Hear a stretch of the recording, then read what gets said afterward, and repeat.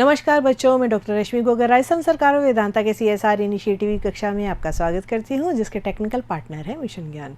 बच्चों, हम पढ़ रहे थे मानव का पाचन तंत्र और साथ में हमने पढ़ा था कि किस तरह से छोटी आंत और बड़ी आंत में जो है भोजन का पाचन होता है। यानी छोटी आंत में भोजन जो है वो काइल के रूप में पहुंचता है और फिर उसका वहाँ पर पाचन शुरू हो जाता है, और बृहत आंत में जो है पाचन की क्रिया नहीं होती है, छोटी आंत में अवशोषण की क्रिया ज़्यादा होती है।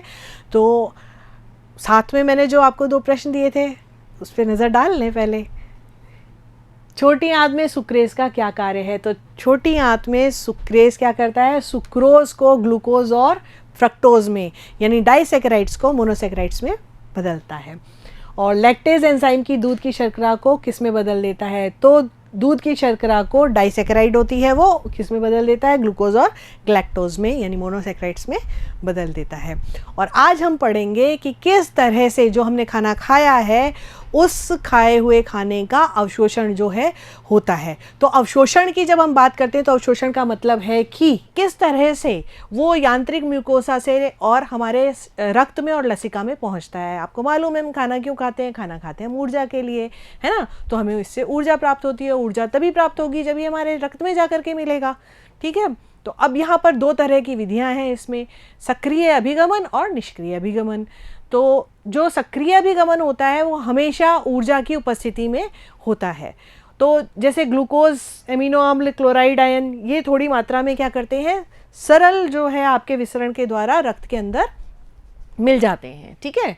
और इन जो पदार्थों का रक्त में पहुंचना जो है वो सांद्रण प्रवणता पर, किस पर निर्भर है? सांद्रण प्रवणता पर निर्भर है। हालांकि कुछ ऐसे पदार्थ हैं जैसे ग्लूकोज और एमिनो एसिड्स हैं जो कि वाहक प्रोटीन की मदद से, मतलब इसमें क्या ज़रूरत होती है? इसमें प्रोटीन को एक वाहक के रूप में प्रयुक्त किया जाता है और उसके मदद से वो अवशोषित होते हैं। इस क्रियाविधि को ही क्या कहा जाता है? सक्रिय अभिगमन कहा जाता है ना। और जल का जो परिवहन है वो परासरणी प्रवणता पर निर्भर करता है कि किस तरह से वो जाएगा उसके अंदर। सक्रिय परिवहन जो है सांद्रण प्रवणता के विरुद्ध होता है। सक्रिय परिवहन क्यों? क्योंकि इसके लिए क्या की ज़रूरत होती है? ऊर्जा की ज़रूरत होती है, और ऊर्जा मिलती है ATP से, ठीक। अब विभिन्न पोषक तत्व जैसे एमिनो एसिड्स है, ग्लूकोज, सोडियम, आयन है, ये जो है रक्त में इसी क्रियाविधि यानी सक्रिय अभिगमन के द्वारा ही इनका अवशोषण होता है, यानी ऊर्जा की इसमें ज़रूरत पड़ती है। और वसाम्ल और ग्लिसरॉल जो है अविलय होने के कारण जो है वो अविलय होते हैं, इसीलिए वो रक्त में अवशोषित नहीं हो पाते। इनका क्या होता है? ये पहले छोटे छोटे कणों में विभक्त हो जाते हैं और इसको क्या बोलते हैं? इसको मिसेल बना लेते हैं ना। क्या करते हैं? आंतरिक म्यूकोसा में ये प्रविष्ट हो जाते हैं और आंतरिक म्यूकोसा में जाकर के ये कौन सी संरचना बनाते हैं? ये मिसेल संरचना बनाते हैं। और ये वसा गोलिका जो है वो पुनः संचरित होकर के अंकुरों की लसिका वाहिनियों में चले जाते हैं, ठीक है। अंकुरों मतलब आपकी जो आंत के अंदर जो विलाई होती है उसकी किस में चले जाते हैं? लसिका वाहिनियों में ये चले जाते हैं। ये लसिका वाहिकाएं अवशोषित पदार्थ को क्या करती हैं? अब ये लसिका वाहिकाएं जो होती हैं वो उस जो भी पदार्थ को अवशोषित किया है, जो कौन सा पदार्थ है? ये वसा वाला पदार्थ है जो कि अविलय है ना। उसको क्या करती हैं? रक्त प्रवाह में छोड़ देती हैं। प्लाज्मा में लाइपोप्रोटीन लाइपेज की सहायता से इन्हें वसाम्लों और मोनोसैकेराइड्स में बदल देता है। यानी प्लाज्मा में जाकर के लाइपोप्रोटीन किसकी सहायता से? लाइपेज की सहायता से किस में बदल देता है? वसा अम्लों और मोनोसैकेराइड्स में बदल देता है ना, सरलतम कणों में बदल देता है। अब निष्क्रिय अवशोषण की बात करते हैं। तो निष्क्रिय अवशोषण में किसी भी प्रकार की ऊर्जा की आवश्यकता नहीं होती। ये जो है ये उच्च सांद्रता से निम्न सांद्रता यानी हमारी जो क्या है परासरण की विधि द्वारा ये जाते हैं। इस विधि से विटामिन, प्यूरिन और पिरामिडिन का अवशोषण होता है। यानी ये प्यूरिन, पिरामिडिन जो है आपके नाइट्रोजनी क्षार हैं, है ना।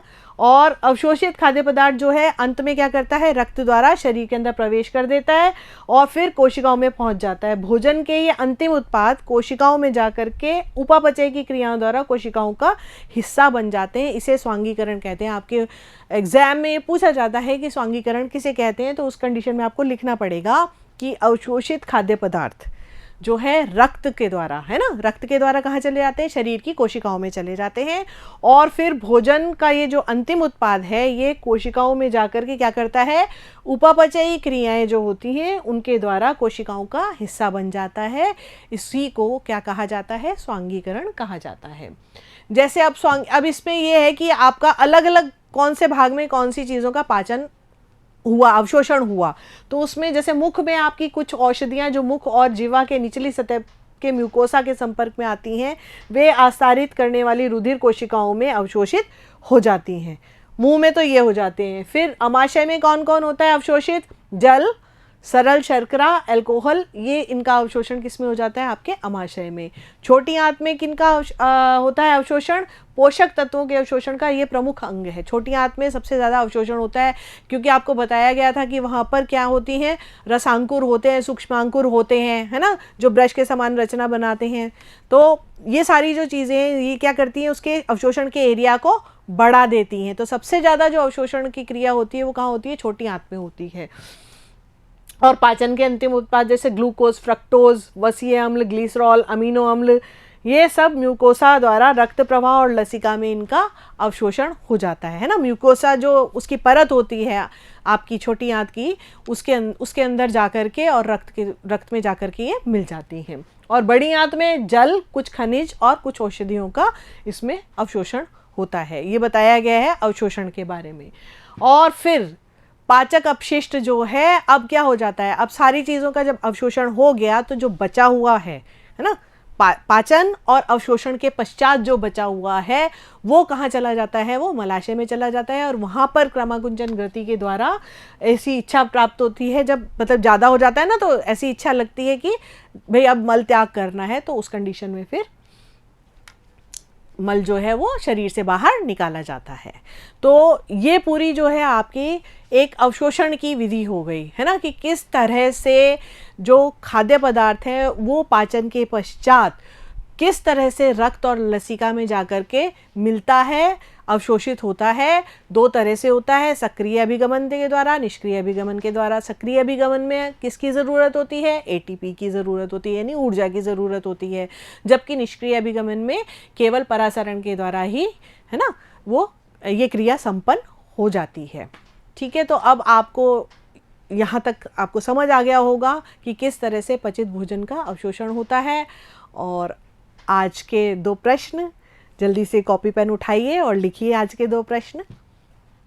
अवशोषण की मुख्य क्रियाविधियों के नाम बताइए। दूसरा प्रश्न है, सक्रिय परिवहन हेतु ऊर्जा कहाँ से प्राप्त होती है। आशा है आप बहुत जल्दी से इनका आंसर लिख पाएंगे, है ना। अगले वीडियो में मिलते हैं, तब तक के लिए नमस्कार, थैंक यू।